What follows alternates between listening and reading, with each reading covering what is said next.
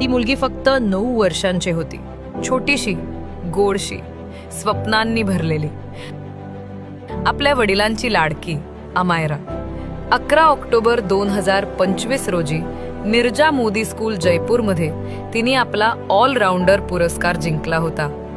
आई वडिलांसाठी तो अभिमानाचा क्षण होता.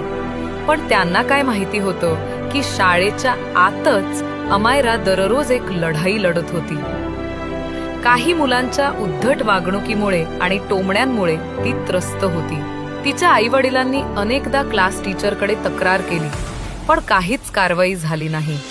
1 नोव्हेंबर 2025 रोजी अमायरा रोजप्रमाणे शाळेसाठी निघाली.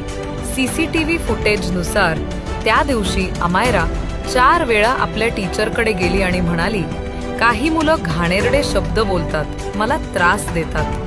पण मदत करण्याऐवजी टीचरने म्हणाली, आता कोणीही अमायराशी बोलणार नाही. तपासात ही गोष्ट तिच्या बेस्ट फ्रेंडनेही पुष्टी केली. CCTV मध्ये ती एकटीच दिसली. मजला मागे मजला चालत होती, पण कुणी तिला थांबवलं नाही, कुणी विचारलं नाही. आणि तिच्या आई वडिलांसाठी तर जगच संपलं. यानंतर शाळा पुरावे नष्ट करण्याच्या कामाला लागली आणि म्हणाली, फक्त 3 दिवसांचं CCTV फुटेज उपलब्ध आहे. पण CBSEच्या नियमांनुसार प्रत्येक शाळेने किमान 15 दिवसांचं CCTV फुटेज उपलब्ध आहे. रेकॉर्डिंग आणि 15 दिवसांचा बॅकअप ठेवणं आवश्यक असतं. मग फक्त 3 दिवसांचंच फुटेज का?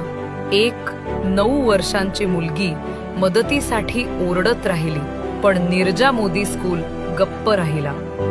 जस्टिस फॉर अमायरा ही फक्त एका मुलीची गोष्ट नाही, ही प्रत्येक आई वडिलांसाठी एक प्रश्न आहे. जर त्यांची मुलं शाळेत सुरक्षित नाहीत, तर मग कुठे सुरक्षित आहेत? अमायराची कहाणी गाजली पाहिजे, कारण शाळेच्या निष्काळजीपणामुळे एक निरागस जीव गेला आणि एक हसतं खेळतं कुटुंब दुःखात बुडालं. पण त्यांच्या काही प्रश्नांची उत्तरं अजूनही बाकी आहेत. आणि अमायराच्या मृत्यूसाठी जबाबदार कोण? शेअर करा आणि हे सर्वांना समजू द्या की आपले मुले शाळेत तर जातात, पण ते तिथे सुखरूप आहेत का? विचार करा एकदा.